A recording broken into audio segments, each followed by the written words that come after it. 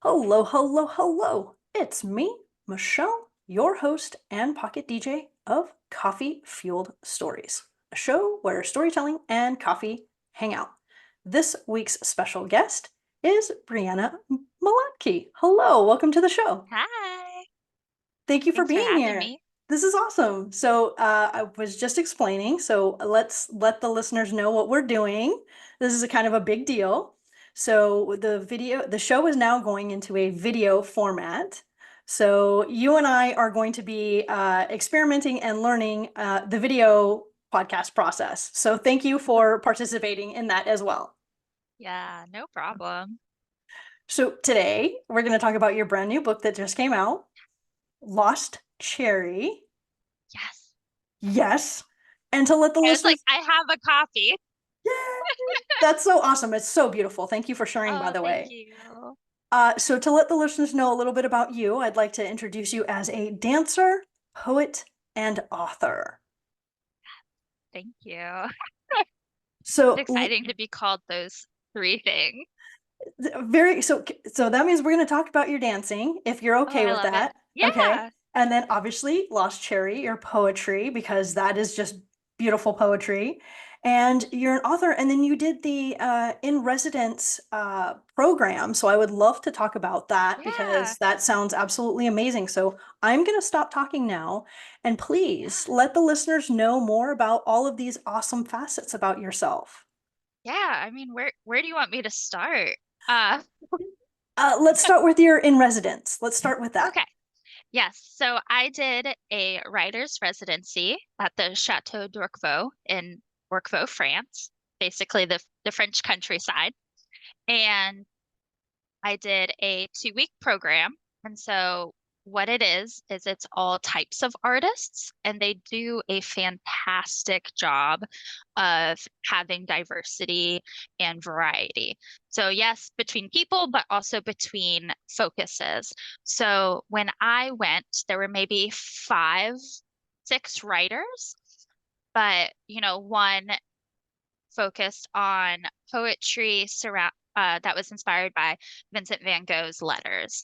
Another person was a songwriter, and we had a couple people working on novels, but totally different genres. So even within writing, very different. And we had a couple of musicians and then maybe 15, 16 artists.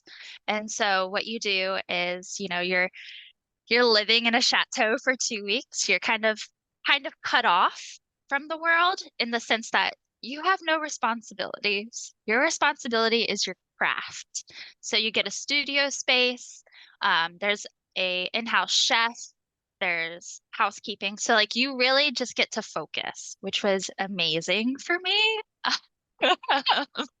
And just the collaboration that happened and getting feedback from people that aren't necessarily what you think of your target audience. So that was lovely. And we had literary night, and there's uh, a wine cave, costume closet. Like it was a lot of fun, and I highly recommend it for anyone that's considering it.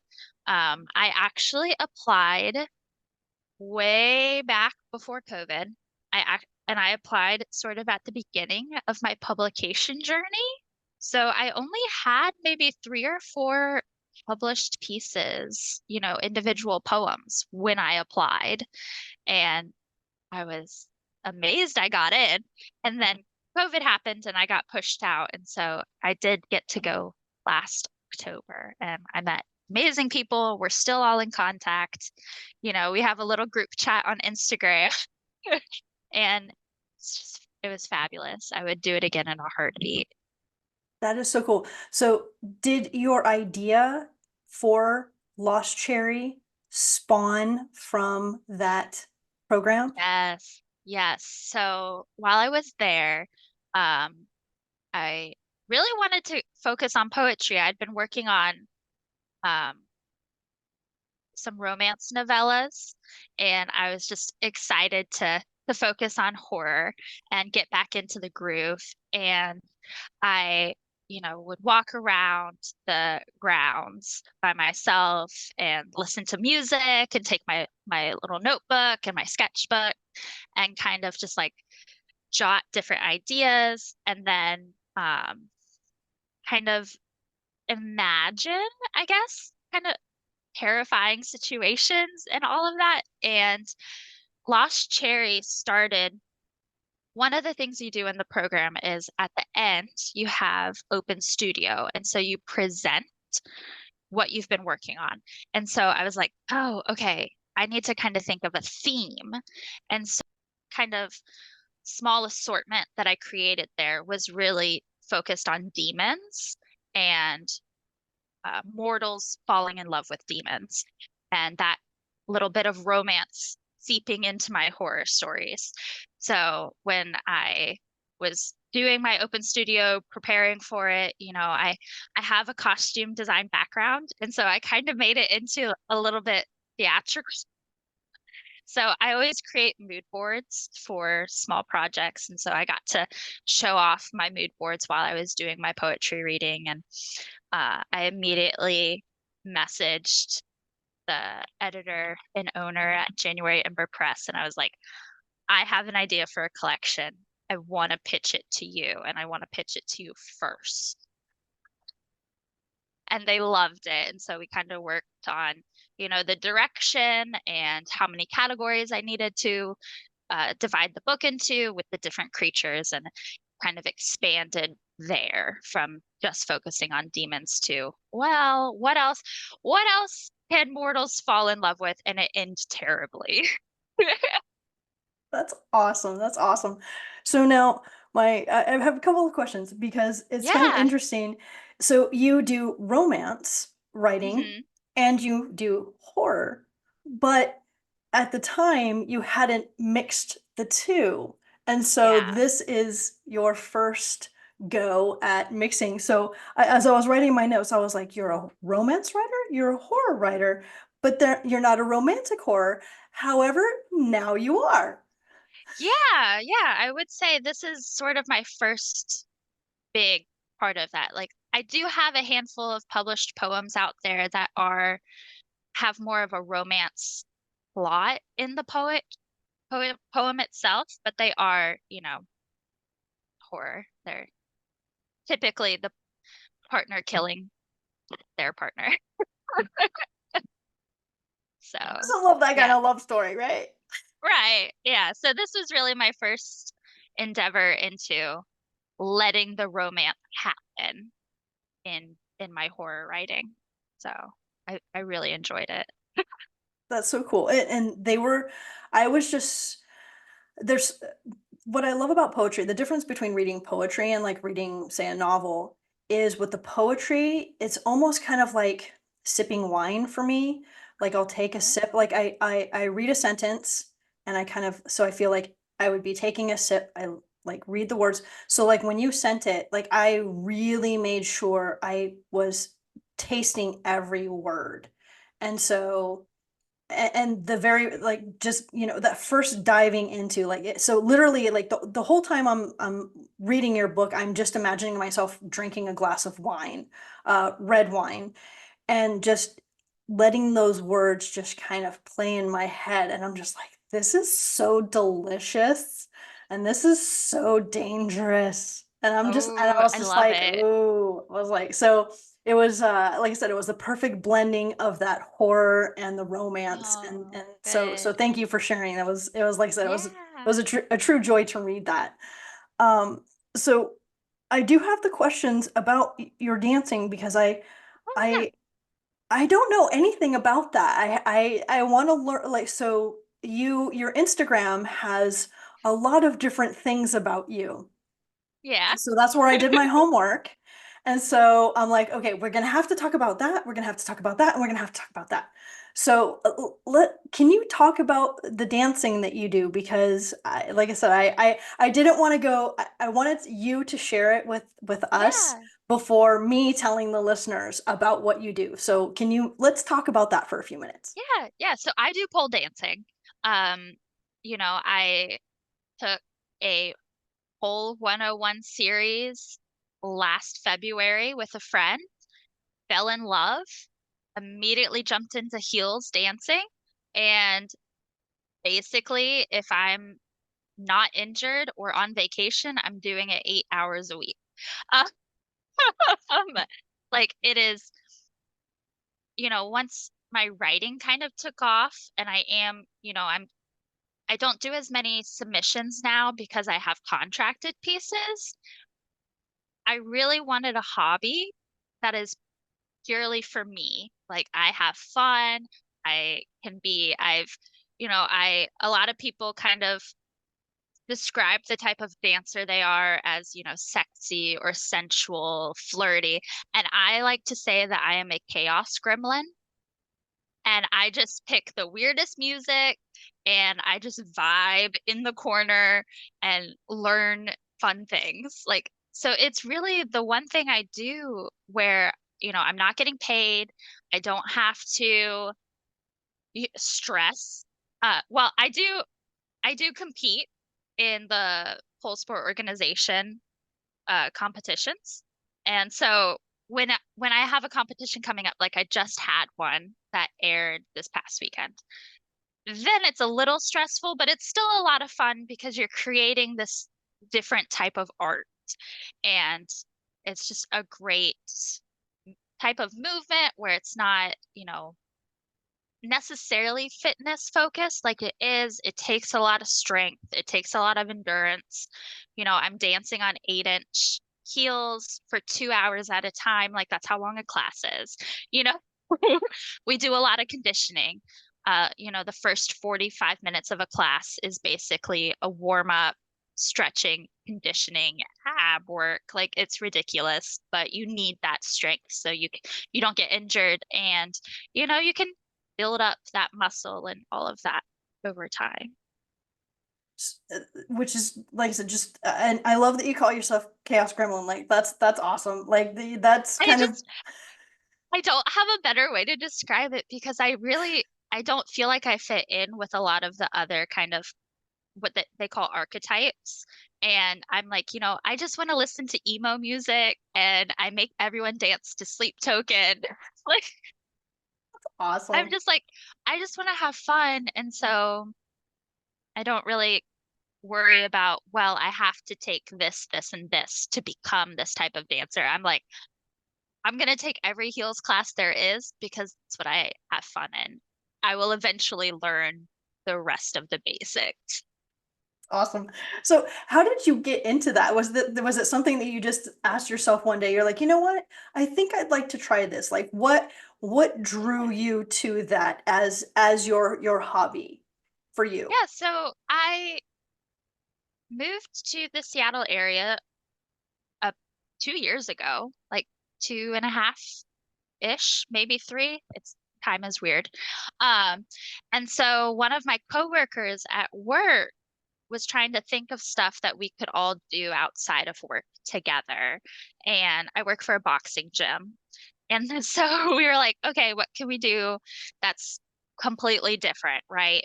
And so she had suggested taking a Pole 101 series together because she had done it before and really enjoyed it. And I was like, yeah, okay. I've never considered myself a dancer. I am very clumsy. I walk into a lot of door frames. So I was like, I don't know if that's really for me, but I wanted that community. And so I took it with her to kind of, just have something to do outside of work. And it was amazing. That is so cool. That is so And I got hooked. that is and I mean talk about, putting yourself out there like as it is as a writer, putting yourself out there it can be very terrifying and Yeah. because you're putting a piece of yourself out there and you know that a piece of yourself isn't for everybody, like we know that, Hmm. but and then embracing that fear and facing it and feeling and then eventually becoming confident. And so I can kind of see how that kind of shifts again, like you said, you tried it and you're like, wow, I actually like this is kind of fun, and then the Yeah. fear becomes fun, so that's really cool. Yes. Yeah. And I mean, I'm still stage fright, right?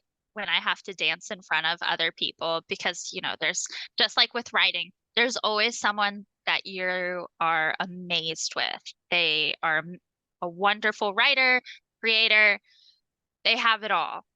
You have a little book. So it's kind of that same way. And I still have this kind of insecurities when it comes to dance. I'm like, oh, there's people that have been doing this for years. They can invert, they can get up the pole and down effortlessly. But I'm like, it's just a lot of fun. And I feel as if I will never learn out of things to learn. So it's been a great journey so far, and I, I love it. I highly recommend it. Like, it's scary to try and put yourself out there that way, like be very vulnerable in front of others. But once you do it, it gets a little easier.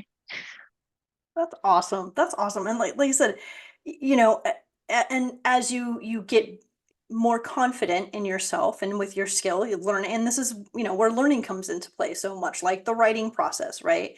We Mhm. all feel like we suck at it, but it's something that we want to try and it's something that we want to do.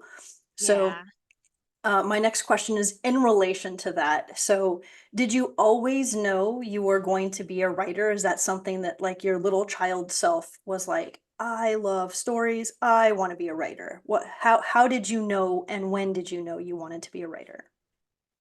So I've always loved reading and writing, and I actually found like a little notebook when I was at my grandmother's house where it was just like chapter one. And it was, maybe when I had first started to learn how to write because it is horrible and you can barely read it.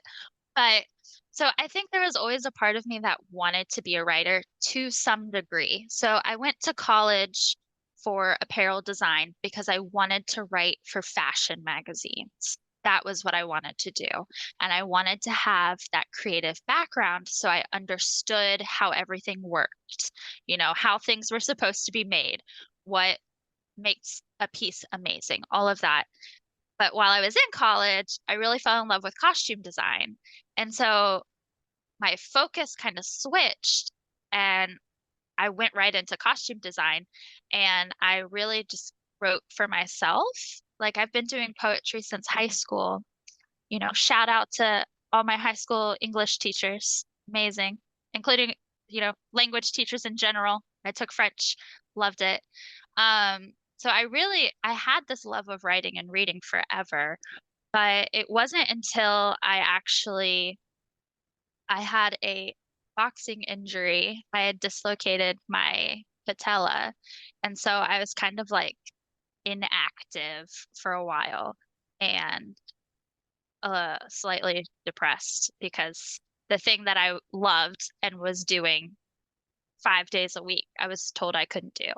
So that is when I kind of sat down and I was like, you know what? I really want to give this a shot and take it seriously.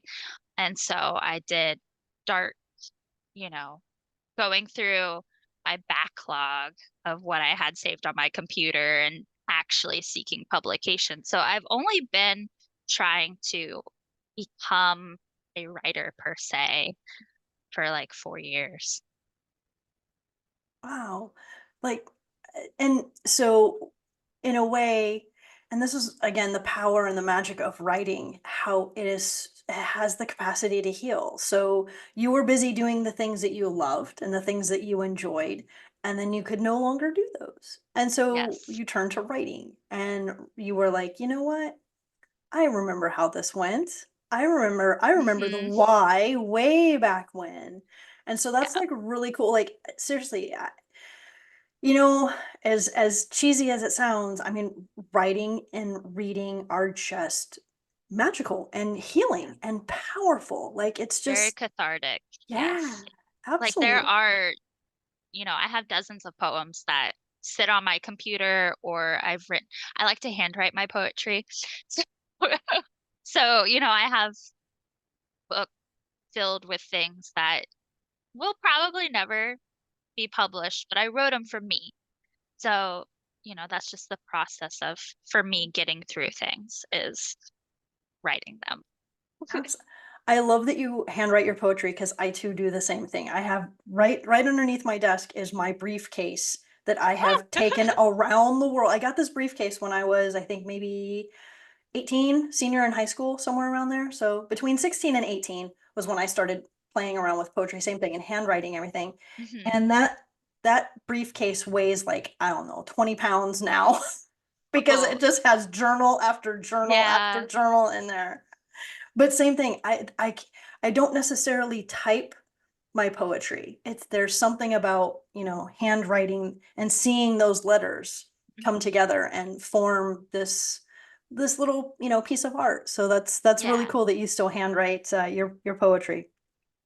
Um, so with your love of, so you tap back into writing. So Mhm. how did you get into horror and the Horror Writers Association? Yeah. So it was kind of when I first started reading through everything I had written. And I think I was just on Submittable and looking at places and trying to figure out how things work. And I was reading some of my pieces and I was like, how do you define these? How do you decide on things that you've written without a purpose? How do you label them? And I was reading a lot of poetry on different horror platforms. And I was like, oh, I think poetry can be horror.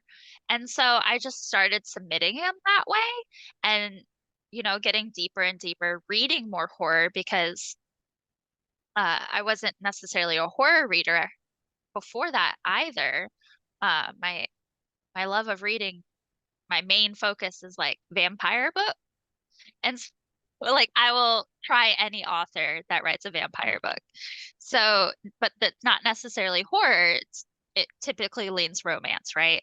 So I was like, oh, this is a whole new world that I have not entered before. Way back when, as a kid, of course I would read scary stories to tell in the dark. That was the best thing ever. But, after that, it was sort of less and less horror and more, well, what do I actually like? And that sort of reading journey.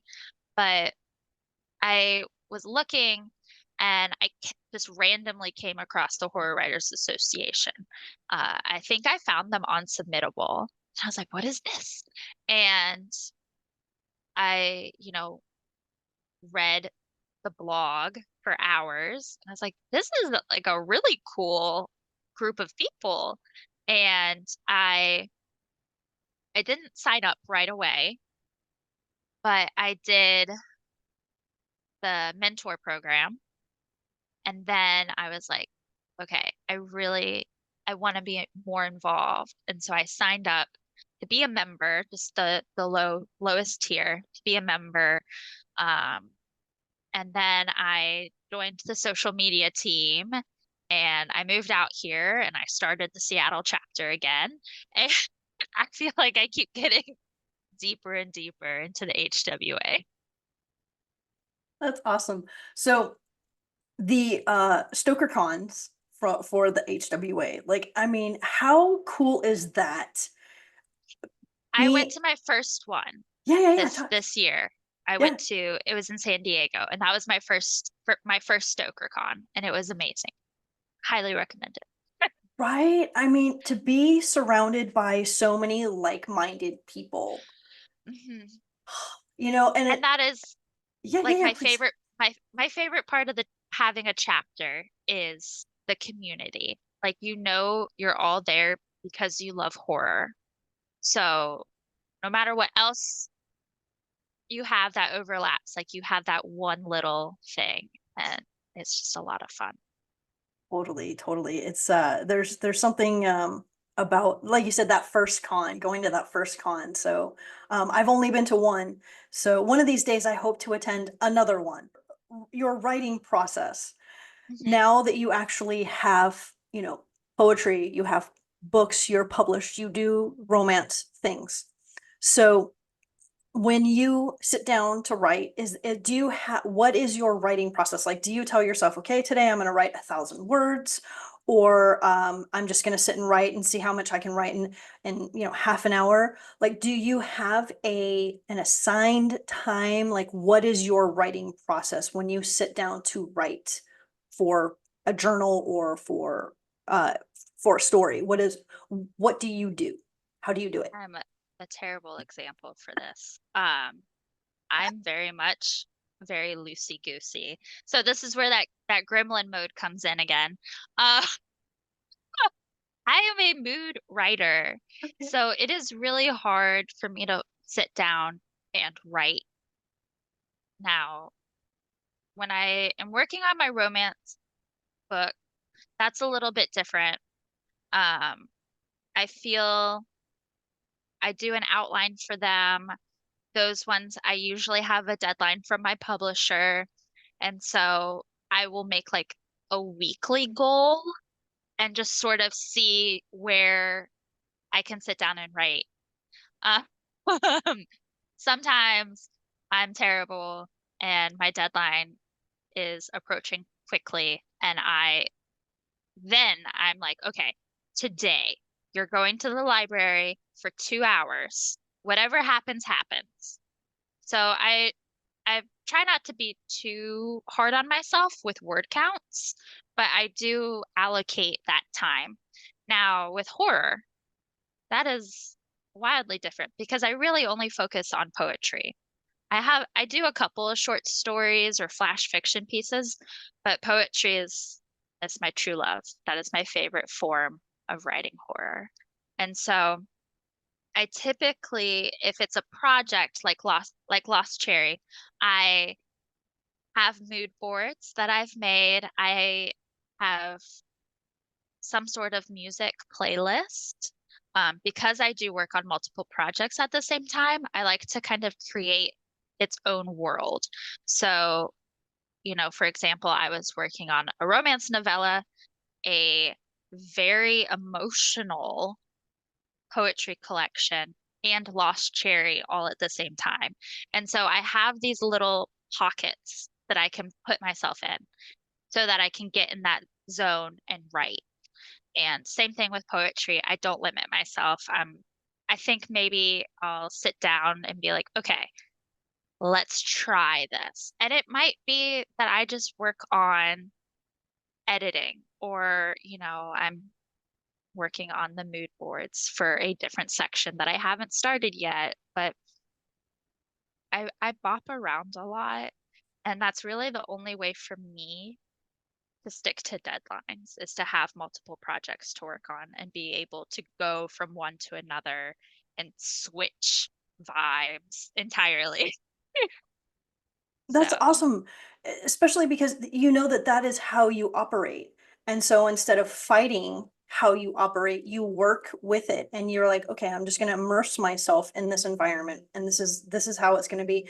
So can we find your playlist? Do you have your playlists? Are they out on Spotify? Like, do you yeah, link it to your I website and stuff? use it's YouTube Music because Okay. it used to be Google Music, but I do have playlists that are available. Like I made one specifically for Lost Cherry. Mm. I've shared it on my Instagram a couple of times. So if you want something to listen to while you're reading it, Yeah, for sure. I could have used that with my pretend glass of wine. or That's just pop on the Hannibal TV show soundtrack. oh. Beautiful music. If I'm in a funk, I usually put that on because, there's no words and you're transported to a different mindset. So, Awesome, awesome. I'm definitely I'm gonna go back and listen to that and reread it yeah. now that I know. All right, so final few notes to ask, questions to ask regarding your, because we were talking about your writing process, so we know about your music and the worlds that you create.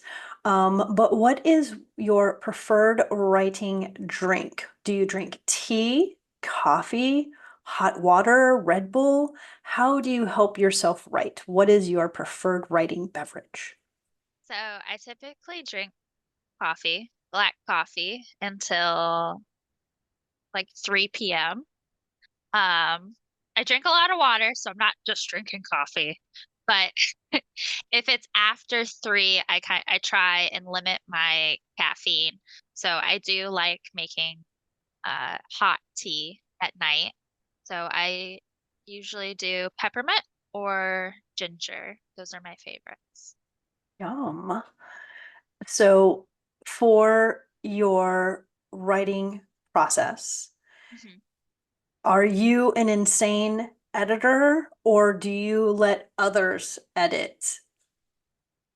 Since I write my poetry by hand, I consider typing it my editing. So I have to decipher my handwriting and then I'll read it. And one of the things I really like to do with my poetry is patterns of syllables for each line and each stanza, whether or not anyone will ever notice it. A lot of my poems will have some sort of pattern, their syllable line count. And so that for me is my editing process for poetry because I'm combing through line by line. I'm counting syllables. I'm switching where the line breaks are. I'm very visual with my poetry, so I will edit how the stanzas are laid out. Um, and that is it for my poetry editing. I typically just send it off. And then if I get notes, I get notes. That's awesome. I know I'm always afraid to like have someone else look at what I've written because it's such a raw process, right? It Writing is. itself is so raw, and we talked about how cathartic it is. And so Mhm. you just want to get the words out. And sometimes your brain and your hand are just not on the same planet. And like with me, like I'll so I don't do any, I can't tell you the last time I hand wrote a poem was probably about like 4 years ago, maybe. But so for the most part, I do everything on my computer. And I will look at what I wrote and I'm like, what the hell word is that? Yeah. What what was I trying to say? Yeah. I'm like, So, but yeah, so it's when you look back at it and you're like like, oh my God, this idea is so brilliant, this is awesome, and you're just like, and then you're like, yeah. what was I trying to say? What story was I trying to tell? Hmm. All right. I completely get that. But I guess that's just part of being creative. I guess this is, embracing that creative process. I've Yeah. never considered myself an artist. Like with you, you do costume design. I mean, that is as visual and as creative as that gets. And oh, that reminds me, I have a word that I wanted to ask you about. There's a word called dramaturg. I believe that's the term. Oh, okay. And like, is that something I've only heard it? So I worked with a gentleman whose wife, I guess, was a dramaturg. I think I'm saying it correctly. Okay. And I had no idea what that was. And I was like, oh my God, that is so cool. These are people that specific, so for like period Yeah. pieces. Dramaturgy. That's okay. Yeah, Yeah. yeah, yeah, A version please. of that. I was just like dramaturg. That sounds familiar, but not quite right. And what I remember is the dramaturgy. I don't know if Mhm. I'm pronouncing it right, but that's, yeah, the study of. Yes. So it's same thing. I was just like, wait, light bulb moment. Yeah, because you need to make sure if you're doing a period piece, like costume design, or if you're setting a table, you need to make sure that the linen matches that time period, the silverware matches that time period. Like there are so many, I had no idea, like Love in it. my head, you're like, okay, you just think Victorian. No, there's specific Victorian from certain time frames. So from this time to frame to this time frame, I'm just like, So I wow. love research and I love historical fashion history. So when I did my book, Fashion Trends, Deadly Ends, I had to be a pain in the butt to work with. Like I know my publisher's very nice and this was a long process, but we had illustrations and research for each section at the beginning and I kept being like, that is not a period accurate silhouette. I'm like, it really needs to be this. Like, I don't know where you're getting your illustrations from, but here is a folder full of correct photos. Find something that looks like this. I love that. Okay, so you'll appreciate this then. I had a Victorian lit class in undergrad, but it was at the grad school level. And I loved my professor, and she was just amazing. Like this is like if you want to know anything about Victorian lit, like this is your woman. And Mhm. just I loved everything about her. And she even she's like, look, this is how nerdy I am. I'm gonna impart some wisdom on you. And it's a book called What Jane Austen Ate. And it literally tells you what they ate, when they ate it, because they didn't just eat this particular cake like all throughout like there was a particular cake that was eaten at this particular tea event. And I was just like, seriously? Someone spent the time to research this and then to create a whole book about it. Yeah, I have a book on how to sew like you're in the 18th century. So So see, I it's a completely thing. understand. It's a Yeah. thing. It's a thing. And I checked it out. I did check it out. I was like, I have got to read this book. And then I was just like, okay, this is a little bit too dry. I don't need it for my everyday knowledge, but at But least it it's was fun. out there. I was like, Yeah, because, I mean, who doesn't want to know what Jane Austen ate, right? right. So that's really cool. So I wanted to say, Brianna, thank you so much for your time. Thank you for Yeah, hanging out. thank you for having me. Thank you for talking about your books and your dancing and your journey to getting here. And thank you for being a video, working with the whole video Yay! process. So, on that Yeah. final note, I'd like to ask, where can people find you for, like, say, book Mhm. signings or find your books? Yeah, so my website is just my last name, Malotke, right? And on social media like Instagram, Facebook, the Slasher app, I'm just Brianna Malotke, kind of straight across the board, kind of boring, uh but I have a monthly newsletter and I also post all of my events on my website. And Instagram's my favorite platform, so I post there the most. So Awesome. Awesome. I'll put all those links in the show notes so that everybody can awesome. find you. And then on a final note, Go forth and be magical. Yes.